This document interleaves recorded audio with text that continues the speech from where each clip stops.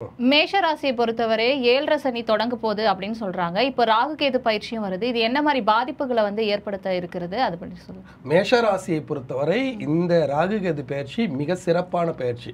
ஏன்னா திருக்கணித பஞ்சாங்கப்படி மார்ச் மாதம் 29ஆம் தேதி சனி பகவான் 7.5 சனியாக மேஷராசிக்கு தொடங்குகிறார். ஆனால் வாக்கிய பஞ்சாங்கப்படி 6/3/2026 தான் தொடங்குறாரு. அப்போ திருக்கணித பஞ்சாங்கத்துக்கும் வாக்கிய பஞ்சாங்கத்தை நீங்கள் எப்படி எடுத்துக்கணும்னா, திருக்கணித பஞ்சாங்கப்படி தொடங்குற அந்த 7.5ங்கிறது இப்போ கொஞ்சம் கொஞ்சமாக தொடங்கி 2026 மார்ச் மாதம் முழுமையான சனி பயிற்சி.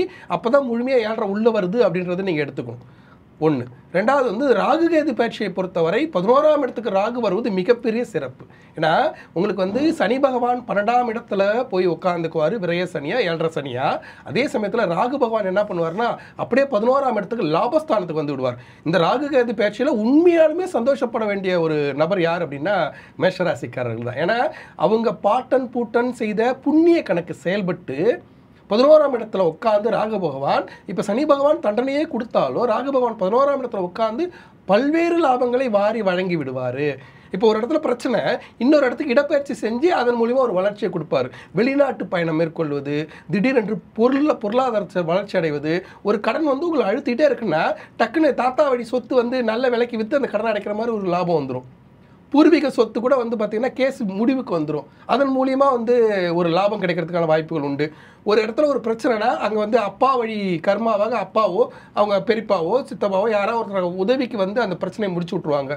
இப்படியாக அவங்களுக்கு 7.5 கொடுக்கக்கூடிய சில தொல்லைகளை முடிப்பதற்கு அழகாக வரக்கூடிய இந்த பயிற்சி ராகுகேது பயிற்சி மிக மிக சிறப்பாக இருக்கும். மேஷராசியை பொறுத்த வரைக்கும் இந்த ராகுகேது பயிற்சியில் முழுமையாக 90% லாபத்தை அடையக்கூடிய ஒரு அற்புதமான ராசி மேஷராசி தான். சனி 7.5 உள்ளே வந்தாலும் முழுமையான சனி பயிற்சி அடுத்த ஆண்டு தான். இப்போ இருந்து பாதிப்புகள் கொஞ்சம் கொஞ்சமாக வர ஆரம்பிச்சிடும். திருக்கணித பஞ்சாங்கம் அப்படி பெயரும்போது அந்த பாதிப்புகளிலிருந்து தற்காத்து கொள்வதற்கு, ஏன்னா குருபலமும் இல்லை, குருவும் மே மாதம் 11ஆம் தேதி பார்த்தீங்கன்னா 3ஆம் இடத்துக்கு போயிடுவார். அப்போ குருபலமும் இல்லை. ஆனால் ராகு இது எல்லாத்தையும் சமாளிக்கக்கூடிய திறனையும் வலுவையும் கொடுத்து தந்தை வழி பாட்டன் பாட்டி செய்த புண்ணியம், அப்பா அம்மா செய்த புண்ணியம், இந்த புண்ணிய கணக்கு எல்லாம் சேர்ந்து சனி பகவான் கொடுக்கக்கூடிய தொல்லை, பொருளாதார நெருக்கடி, விரய செலவு, இடமாற்றம், பதவி மாற்றம், வேலையோட அலக்கழிப்பு, கணவன் மனைவி உறவில் ஏற்படக்கூடிய சிக்கல், மாணவ மாணவிகளுக்கு படிப்பில் ஏற்படக்கூடிய சுணக்கம், அதே மாதிரி கலைத்துறை சார்ந்தவர்களுக்கு வாய்ப்புகள் மறுக்கப்படுவதால் வரக்கூடிய பிரச்சனை, இப்படி எல்லாத்தையும் விவசாயிகளுக்கு பார்த்திங்கன்னா, ஏன்னா மேஷராசிக்காரர்கள் நிறைய விவசாயிகள் இருப்பாங்க, காவல்துறை அதிகாரிகள் இருப்பாங்க, இராணுவ அதிகாரிகள் இருப்பாங்க, ஆளுமையான நபர்கள், முருகப்பெருமானை வழிபடக்கூடியவர் தான் மேஷராசிக்காரர்கள். அவர்களுக்கு சனி பகவான் கொடுக்கக்கூடிய அத்தனை தொல்லைகளையும் எளிதாக கையாளக்கூடிய திறனை ராகு பகவான் தந்தை வழி பாட்டன் பாட்டியாக இருந்து செயல்படுவார்.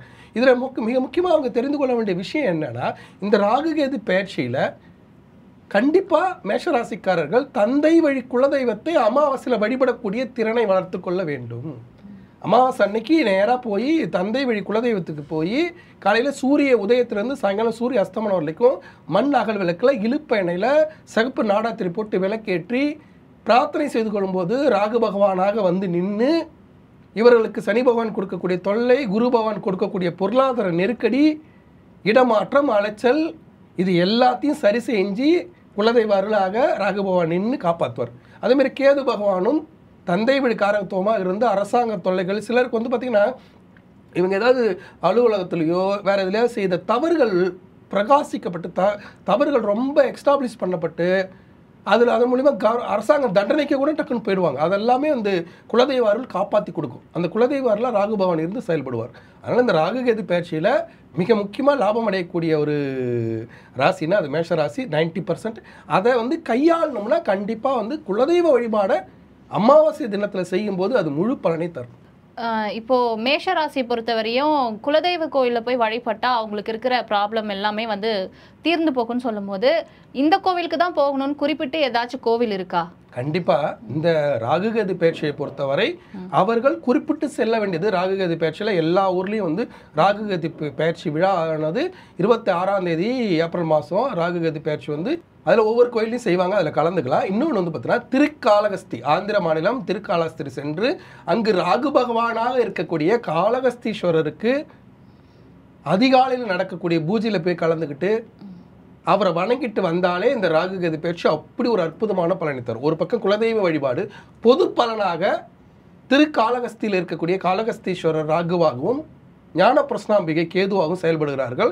அதில் ராகுவாக இருக்கக்கூடிய காளகஸ்தீஸ்வரருக்கு ஒரு பச்சை கற்பூரம் அபிஷேகம் செய்யலாம், அது பணம் கட்டி செய்கிறாங்க.